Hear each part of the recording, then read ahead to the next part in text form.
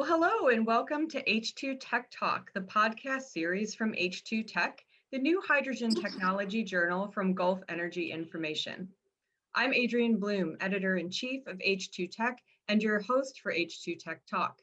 And this week, we'll be talking with Frank Wouters, Vice President of Clean Hydrogen at Worley and Director of the EUGCC Clean Energy Network, about creating hydrogen markets in Europe and the Middle East regions.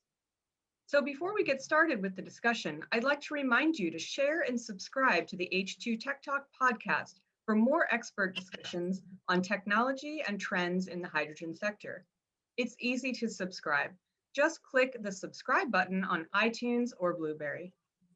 So now I'll start by asking Frank to tell us a bit about his roles at both Worley and the EUGCC Clean Energy Network. Frank? Yeah, hi, thanks, Adrienne. It's great to be here.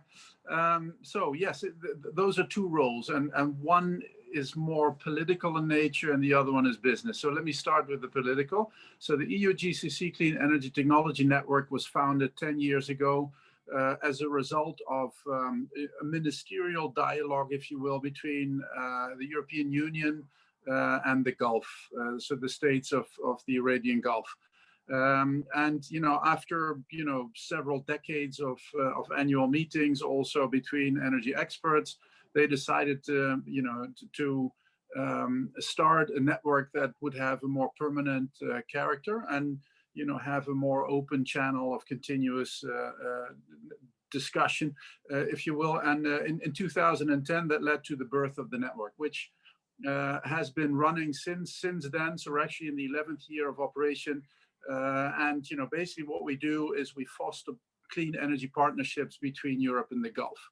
There is 5 topics that we focus on. We focus on renewable energy. We focus on demand side management, energy efficiency.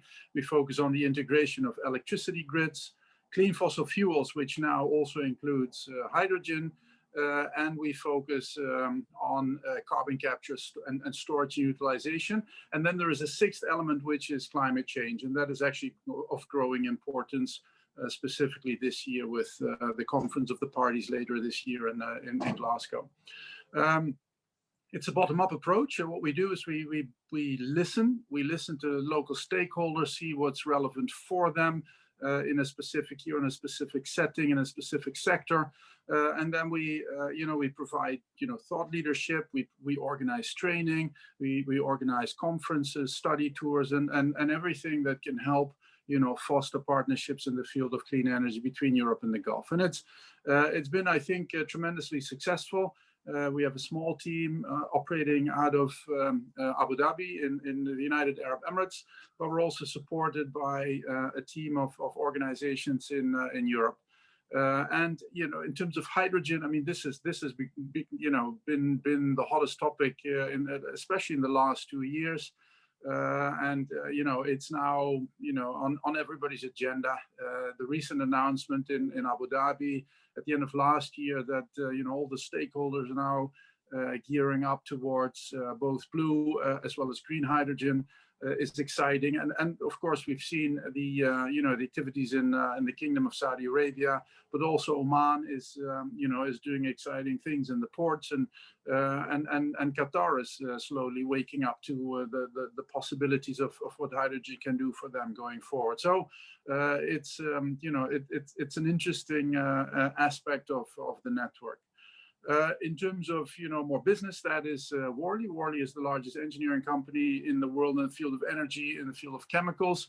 We're number 2 in mining, and there are very few customers of ours that for which hydrogen will never be a topic, and that's exciting because it does provide a bridge to the future. It does provide an answer to many of the questions that people have about the energy transition, what does decarbonization mean for the business, etc. And hydrogen is just one of those things that touches on many of those aspects. And it's, Worley is helping clients all over the world in finding and formulating answers to those questions. Well, very interesting. All right. Well, it sounds like the EUGCC Clean Energy Network is an extremely expansive partnership, and a lot of important work is being done there. And thank you for the background on what you do at Worley. That's incredibly interesting. So, kind of looking at, let's look first at your work with the EUGCC Clean Energy Network. So, with the European Green Deal aiming for carbon neutrality by 2050, and incentivizing these massive investments in clean energy over the next decade, that obviously provides momentum for the creation of a hydrogen market between Europe and the Middle East regions. So what specific steps are being taken now to jointly establish this market, and who are some of the major players in this effort? Yeah, that's indeed an interesting aspect of the European hydrogen agenda. And 2 years ago, we wrote the North Africa Europe Hydrogen Manifesto, which basically described a vision for a decarbonized energy future in the European Union. And it basically was a 50-50-50 approach, whereby we believe that you can actually cover 50% of final energy in Europe with green electricity. The other 50% could, to a large extent, be green hydrogen. And of that hydrogen, because of space limitations and aspects of cost, half of that, 50% of that would be imported. So there's an important import element in Europe's strategy going forward. More than 50% of Europe's primary energy is currently being imported. That's natural gas from Russia and Algeria, of course, petroleum products from the Middle East and elsewhere. And unfortunately, that's not going to change. Even though renewables are everywhere and you can produce them everywhere, in the end they do take up space, and the potential for lower cost production in the end reaches limits whereby it's just more cost effective to import them. And that's now becoming also part of Europe's policy. So last year's hydrogen strategy does recognize the fact that you need to look at imports, and several member states in the European Union are actively engaging with countries elsewhere. Germany has been going around Africa and the Middle East to talk about hydrogen. Australia is included in that conversation. So that's super exciting. The German budget for hydrogen in the next couple of years is 9 billion euro, and 2 billion of those euros are meant for investments abroad. And that could be in Morocco, in Senegal, in the Middle East, perhaps. So that's one element. There's concrete investments being earmarked abroad to establish a link of supply and demand, taking hydrogen products across the world. Mm-hmm. The second element is, for example, a system of guarantees of origin. Because when you're buying commodities, you want to know what you're buying, especially hydrogen. I mean, you can't see the color. We call it green, purple, blue, right, etc. Mm-hmm. But what you're really interested in, is the carbon content, and that is something that Europe is, putting a lot of emphasis on. So a system of guarantees of origin, that actually describes what kind of product it is important, not just within Europe, but specifically abroad, so that you know what kind of products you're buying when you're importing hydrogen or green ammonia, something that you can make from green hydrogen. Mm-hmm. Yeah, and that actually led into my next question. So in terms of setting up this hydrogen market and looking at setting up a regulatory framework, how would these trading operations be defined and regulated, and how would the origin of hydrogen supplies be certified? I know that the joint undertaking, the fuel cells and hydrogen joint undertaking, has the Certify program in place. And would that be the basis, or would there be other programs used? What are the other major concerns in setting up a regulatory framework, and what's the timeline for that? Yeah, that's a good question. So the Certify project, they've been doing that since 2014, so it's not new, but right. And they've already defined two classes of of hydrogen, if you will. But probably if you're looking a bit deeper into the issue, then some of the newer regulation that Europe is thinking about, for example, the Renewable Energy Directive, which dictates that anybody that sells fuels into the European Union must have by 2030 up to 14% of, or a minimum of 14% renewable fuels, and you can include green hydrogen in that. Mm-hmm. The granularity in terms of both spatial as well as temporal definition of the origin of the molecule is much higher than what, for example, at the moment the Certify project delivers. So additional work is necessary so that you can really define where was it produced, at what time, etc. Plus, obviously, all the thinking around the life cycle carbon content of the product, because green is to some extent relatively straightforward. If the electricity is green, you have an electrolyzer, then that usually classifies as carbon free. But right. When it's blue, when you capture carbon, the capture rate is different. What you do with the carbon after that is different. Some of it, ends up in the atmosphere after, if you use it for enhanced oil recovery, and all of that is a complexity that hasn't really been tackled yet. So that's a tremendous amount of work. So when you have that definition done, then the next step is obviously the whole thinking around certification, like who is going to do, the measurements and the control, and where is that going to be deposited, and then that needs to be internationally accredited, and all of that, what's usually associated with international certification. We're at the beginning, but it's absolutely necessary.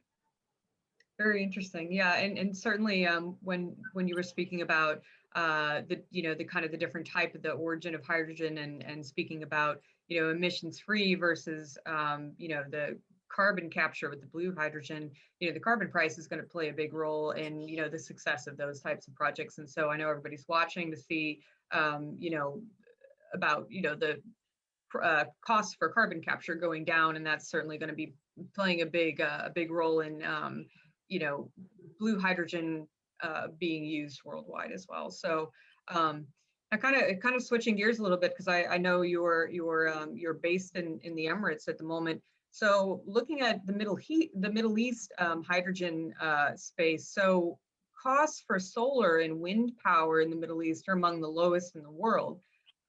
So what steps need to be taken to harness the region's abundant renewable energy potential for the large-scale use and export of green molecules? And also to this end, what are the most suitable and economic and likeliest transport options for green molecule exports? Yeah, those are excellent questions. And what we're seeing, because at Worley we're, for example, involved in the NEOM project, which is a city, or perhaps you can call it a state, in the northwestern corner of the Kingdom of Saudi Arabia. It's it's the size of Belgium. It's huge. It's 26,500 square kilometers. 1 million people will live there in the end. And the idea of NEOM is to make it entirely carbon free and pollution free. So that means that your energy system has to rely largely on solar and wind. The resource there is actually excellent. But solar and wind alone, doesn't make a functioning system. So you have to introduce other things, and they've selected hydrogen as one of the major vectors to make the system work. So super exciting, and they have the lucky circumstance that obviously sunshine abundant. It's the Middle East, but they also have thermal winds that pick up in the afternoon over the Red Sea. So the sun goes down and the wind picks up, and together you have a beautiful combination that provides for a very high load factor. So to then use that electricity, you can actually run your electrolyzers for 72% of the year. And that's pretty unique. You don't have that combination of high resource with high load factor in many places. So they can make hydrogen very, very competitively. The next thing is they immediately go for big scale. So they're working on a project together with Air Products and Aqua Power. So NEOM, Aqua Power, and Air Products have set up a joint venture that is actually developing a large, ammonia facility. So they take the hydrogen, then they take nitrogen from air and combine it into NH3, which is ammonia, and all of that is made from water, air, and renewable electricity. So it's green. And they do it at a scale that's really the overall investment is more than $5 billion, but you need that scale to get to a cost point where you can compete with conventional hydrogen in the market, and it's super exciting. So they're going to they're working towards financial close this year. It's going to happen. Then construction will start, and we'll have the first real large-scale project of its kind in in the world, right here in the Middle East. But other countries in the region are equally they're catching up. Abu Dhabi has announced major ambitions in the field of hydrogen, both blue and green. Morocco has been working on for a longer time on also similar green ammonia projects, et cetera, et cetera. So there's a lot of momentum at the moment. Mm-hmm. Yeah, and I read so that the green ammonia project that's being led by Air Products at the NEOM city in Saudi Arabia, that they intend to globally export that green ammonia as well. So that should be an exciting opportunity. Yeah, and the reason, Adrian, why they're doing that is you still need a price for carbon to make it work and to compete with fossil ammonia. And unfortunately, in the region at the moment, there's still not yet a price for carbon. So you're competing with something that's cheaper. But if you go to Europe or if you go to another place where they have a price for carbon, you can actually compete in the market with the product. So that's why they're focusing on export for the moment. Mm-hmm. Yes, definitely. So for a final question, I'm going to ask you, so as the low carbon hydrogen lead at Worley, can you talk a little bit about the company's current hydrogen initiatives and projects? Yeah, so I mentioned the NEOM project, super exciting to be part of that. We have a joint venture with OCP in Morocco, which owns and operates one of the largest phosphate mines in the world. And at the moment, OCP buys ammonia on the world market because the country Morocco doesn't have fossil fuels, which is the main way to make ammonia right now. But obviously, copying what NEOM is doing, you can also make ammonia from sunshine, wind, and water, which you have in Morocco, also excellent resource. So that's something that we're working on. We have a joint venture with OCP called GCC, several thousand people that provide engineering services. So those are some of the things that we're doing. We're looking into that. But to be honest, the major number of projects is in Europe right now. Driven by legislation, but also industrial activity. Europe buys natural gas more and more. So most of the natural gas that Europe buys is bought from elsewhere. So if you can replace that with hydrogen that you make yourself or you buy it from people that you choose, that's a strategy that is pretty logical. And one of the drivers behind the European hydrogen strategy. So there's a lot of activity in the Netherlands, in Germany, in the UK, now Spain and Portugal are picking up, and we're doing many projects in the ports, in refineries, in the chemical industry. Making jet fuel, injecting hydrogen in the national gas grid, replacing fossil hydrogen wherever you can. So there's a lot of things happening in Europe. Absolutely, lots of news coming out of Europe, and excuse me, we're very happy to hear it. So I want to thank you, Frank, for sharing your insights with the H2 Tech audience. Appreciate your time today.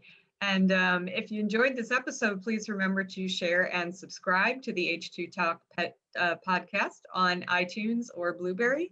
And we'll talk to you again next week.